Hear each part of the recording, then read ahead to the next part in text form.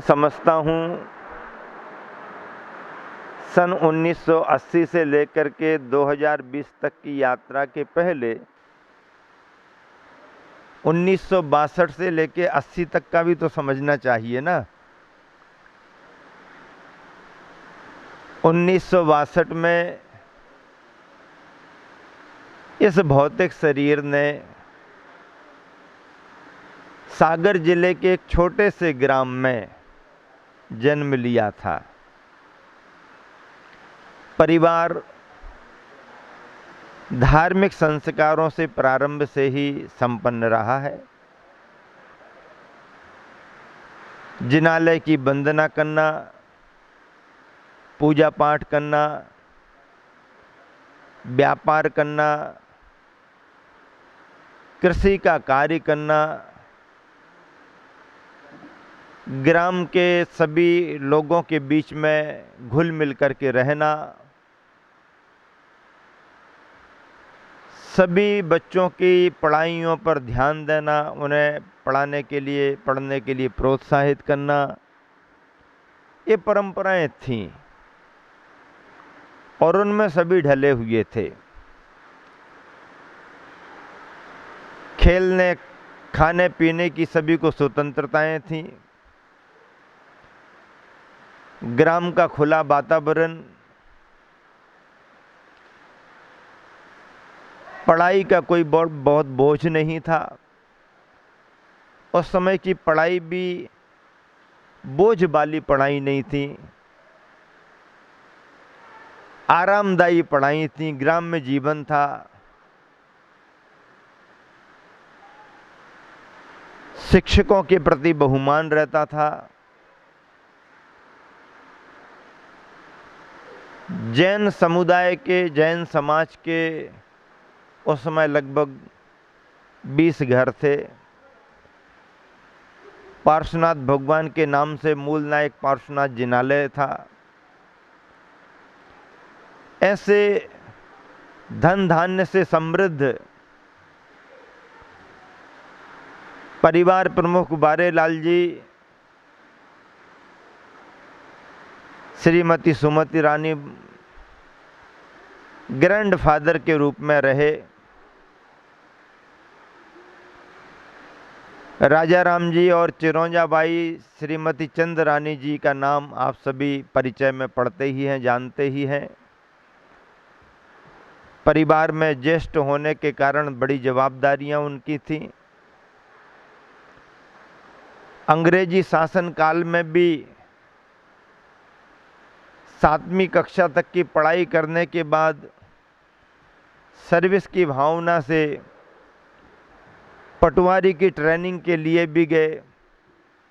कुछ समय थोड़ा सा कार्य किया, लेकिन बहुत बड़ी खेती होने के कारण, उसे संभालने की आवश्यकता होने के कारण पुनः वापस बुला लिया गया राजा राम जी को कि क्या करोगे वहाँ पर, जितना तुम्हारे लिए सर्विस में मिलेगा उससे ज़्यादा तो तुम्हारे यहाँ घर पर गड़ी और काम करने वाले लोग खा जाएंगे। इस हिसाब से परिवार प्रमुख ज्येष्ठ होने के कारण राजा राम जी ने जवाबदारियां संभाली। 4 भाइयों में शीतल चंद जी, उत्तम चंद जी, महेंद्र कुमार जी, अजित कुमार जी छोटे भ्राता थे उनके।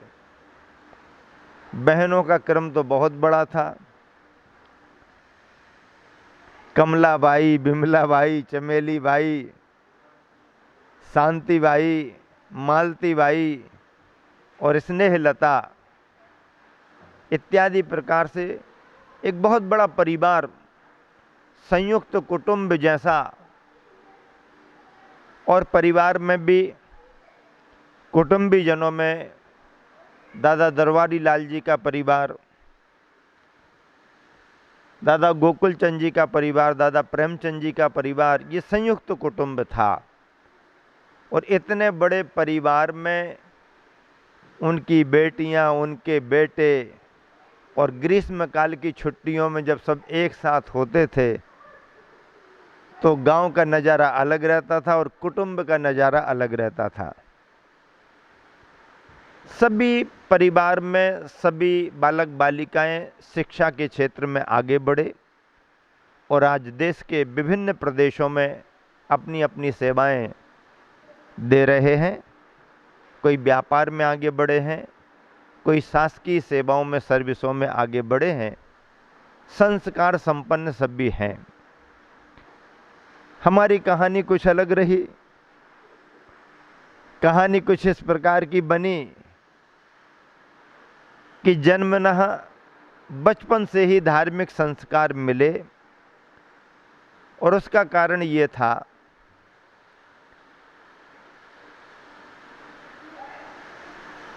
कि हमारे ननिहाल में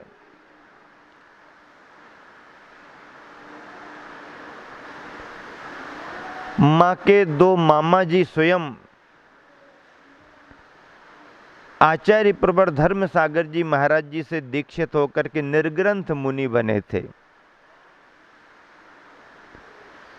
आचार्य शांति सागर जी महाराज जी की परंपरा में आने वाले पट्टाचार्य आचार्य धर्म सागर जी महाराज जी का विशिष्ट स्थान है। आचार्य धर्म सागर जी को इसलिए भी याद किया जाता है कि गुरुवर आचार्य विद्यासागर जी महाराज जी के स्वयं माता पिता उनके चरणों में जाकर के दीक्षित हुए और मुनि मल्ली सागर जी बने, आरिका समयमती जी बनी। ऐसे आचार्य धर्म सागर जी महाराज जी के चरणों में दीक्षा प्राप्त करने वाले मुनिवर बोध सागर जी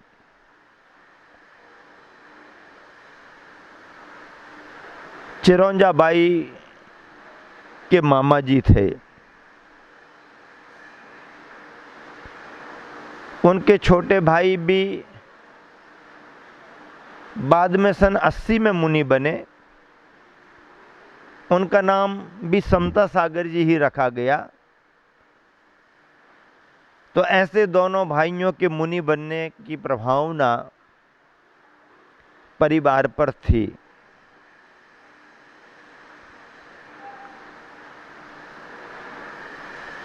माँ के मामा होने के कारण उन्हें नाना कहा जाता था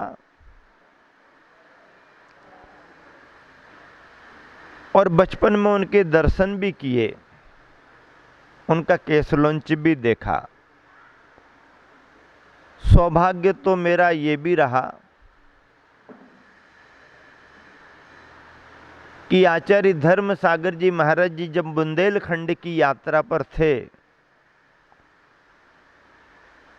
और उनके 3 चतुर्मास जब इस तरफ हुए, एक साहेगढ़, एक सागर और एक खुरई, ऐसे 3 चतुर्मासों में सागर चातुर्मास के बाद में जब वह बेगमगंज में शीतकाल में विराजमान थे, मुझे मालूम नहीं, मुझे तो जो बताया गया मैं उसे आपको बता रहा हूं। शीतकाल में जब वो विराजमान थे तो जन्म के बाद का मेरा पहला मुंडन जानते ना, मुंडन संस्कार होता है, तो वह पहला मुंडन मेरा आचार्य धर्म सागर जी महाराज जी के सानिध्य में, आचार्य धर्म सागर जी महाराज जी का पंडाल में केसलुंच चल रहा था और हमारा उसी पंडाल में एक तरफ मुंडन चल रहा था। कितना बढ़िया योग बना। आचार्य धर्म सागर जी का बेगमगंज में पंडाल लगा करके मंदिर के सामने उनका केसलुंच कार्यक्रम चल रहा था और उसी पंडाल में एक तरफ बालक प्रवीण कुमार का मुंडन संस्कार चल रहा था। मेरे को ही ये संस्कार मिला सो ऐसी बात नहीं है। आचार्य धर्म सागर जी महाराज का संस्कार तो ये लक निश्चय सागर जी को भी मिला। बिहार करते हुए जब आचार्य धर्म सागर जी महाराज जी का प्रवास खुरई हुआ, उस समय धर्म सागर जी महाराज जी के साथ सन्मति सागर जी महाराज जी, मुनि महाराज, और मुनि महाराज पदम सागर जी, दो और साथ में थे। राजा राम जी सामने बैठे हैं, जानते हैं सिंगई अजित जी कटनी वाले भी यहाँ बैठे हैं, सब सुनते रहते हैं। तो जब जैसी नगर वो पहुंचे तो आचार्य धर्म सागर जी महाराज जी का आहार जैसी नगर के संभ्रांत धर्मनिष्ठ परिवार श्री उत्तम चंद जी और सूरजबाई के घर हुआ। आहार करके जब महाराज जी वापस निकलने लगे, जाने लगे, तो किसी ने लाकर के शिशु के लिए महाराज जी के चरणों में रख दिया। शायद मुझे ऐसा लगता है कि कस्तूरीबाई नानी ने ही ऐसा किया होगा, ऐसा कुछ ख्याल है। रख दिया। धर्म सागर जी की नज़र पड़ी, पूछा कौन है, परिचय करा दिया और चरणों में रख कर के कहा महाराज इसे आप आशीर्वाद दे दें। और धर्म सागर जी महाराज जी ने मुस्कुरा के आशीर्वाद दिया, पीछी लगाई और आगे बढ़ गए। तो कहीं ना कहीं से संस्कार काम करते हैं। और जिस बचपन के ऋषभ कुमार को आचार्य धर्म सागर जी महाराज जी की पिछी लगी, वो ऋषभ कुमार आज वर्तमान में आप सबके बीच में एलक निश्चय सागर जी हैं।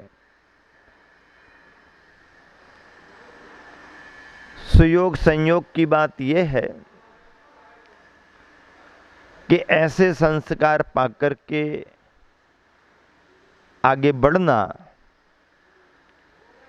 और बड़े होकर के उन पुरानी जो अपने ख्याल में बातें नहीं आई उसे सुनना और सुनकर के समझना कोई ना कोई पुण्य संस्कार है।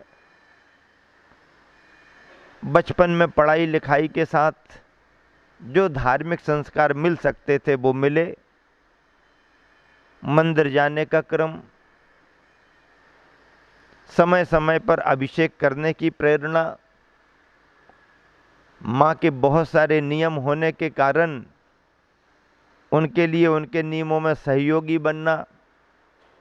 मंदिर में यदि कोई व्यक्ति उपस्थित नहीं है, किसान आदमी है, जल्दी दर्शन करके खेतों पर चले गए, तो उनकी नियम की पूर्ति के लिए उनको कलश करके अभिषेक दिखाना ताकि उनका नियम पूरा हो, ताकि उनका आहार ठीक हो। इत्यादि प्रकार से ये सभी प्रेरणाएं रहीं। राजा राम जी स्वयं बहुत स्वाध्याय करते थे। बारे लाल जी बब्बा जी को भजन गाने का बहुत शौक था। वो बहुत अच्छे अच्छे मधुर कंठ से भजन गाया करते थे। मंदिरों में शास्त्र की बचनिका होती थी। बड़े बड़े पुराने लोग बैठ करके, गांव के मोतीलाल सिंगई हैं, अन्य बंधुगण भी बचनिका पढ़ते थे, सुनते थे। राजा राम जी घर में स्वयं कोई न कोई ग्रंथ रख करके रात्रि में बचनिका वाचना करते थे। घर परिवार से सदस्य बैठ करके सुनते थे। मुझे अभी भी पूरा याद है पद्म पुराण की वो भाषा बचनिका जो रविसेन आचार्य महाराज के पद्म पुराण को आधार बना करके लिखी गई। पंडित दौलत राम जी ने उसको पढ़ पढ़ करके सुनाते थे। धर्म की बातें भले ही उतनी पकड़ में ना आती हो, पर वो राम लक्ष्मण की कहानियाँ, रामायण की कहानियाँ वो रामलीला देखने के माध्यम से जरूर समझ में आती थी और उनको बैठ करके अपन भी सुनते थे, आनंद लेते थे। यह क्रम एक अच्छे तरीके से सबका चल रहा था। सुबह से अनाज को पीसना महिलाओं का काम रहता था और महिलाएं मिलकर के जब पीसती थी तो 5 बजे रात से 4 बजे रात से उनके भजन प्रारंभ हो जाते थे। भजन गाते गाते उनका कितना सारा काम हो जाता था। एक ग्राम्य जीवन की ये सभी बातें रही हैं। बड़े होने पर पढ़ाई करना, अच्छे नंबरों से पास होना सबका काम था। शीतलचंद जी स्वयं घर में शिक्षक थे। उत्तम चंद जी ने भी पढ़ाई करके एमएससी करके शिक्षा के क्षेत्र में अपना कार्य करना शुरू कर दिया था। सुरेंद्र कुमार जी स्वयं पढ़ाई करके अच्छे तरीके से अपना इंजीनियरिंग का कोर्स करके फिर सर्विस में निकल गए। आज बिलासपुर में अपने परिवार के साथ रिटायरमेंट लेकर के अपने धर्म ध्यान और समय आराम से निकाल रहे हैं। बड़ी बहन माया का योगदान संस्कार देने में बहुत रहा और माया स्वयं मोक्ष मार्ग पर आगे बढ़ने की भावना में थी, लेकिन उस समय तक कोई ऐसा संग सानिध्य नहीं मिला कि वो आगे बढ़े। लेकिन उन दिनों में सन 1976 और 77 के वर्षों में आचार्य गुरुवर विद्यासागर जी महाराज जी का कुंडलपुर में आगमन हुआ और आचार्य विद्यासागर जी महाराज जी का जो सिद्ध क्षेत्र कुंडलपुर में आकर के चातुर्मास स्थापित हुआ, सारा बुंदेलखंड धर्म की प्रभावना से जुड़ गया। अजित सिंघई जी के पिताजी महेश सिंघई जी स्वयं कटनी के सारे संस्मरण सुनाते हैं। आचार्य श्री कैसे गर्मी में रहे, कैसे अस्वस्थ हुए। पंडित जगन मोहन लाल जी, पंडित सिंघई महेश कुमार जी आदि आदि ये पुराने जो भी विद्वान रहे समाज से भी, वो सभी आचार्य श्री के संस्मरण सुनाते हैं। और ऐसा करके आज उनकी पीढ़ी में अजित जी, गोल्डी वर्धमान, आशीष वगैरह सभी बहुत सेवाएं दे रहे हैं। तो मैं समझता हूँ कुंडलपुर में आचार्य श्री के आने से समूचा कुंडलपुर क्या, समूचा बुंदेलखंड क्या, मध्य प्रदेश क्या, सारी जैन समाज उमड़ पड़ी और फिर सभी के मन में प्रभावनाएं बढ़ने लगीं। क्रम ऐसा बढ़ा कि घर घर में विद्यासागर, गांव गांव में विद्यासागर की चर्चा शुरू हो गई और सबके मानस पर क्या कैसा संस्कार आगे बढ़ा उसकी चर्चा आपसे अगले दिनों में करेंगे। इसी शुभ भावना से विराम देता हूँ। महावीर भगवान की जय।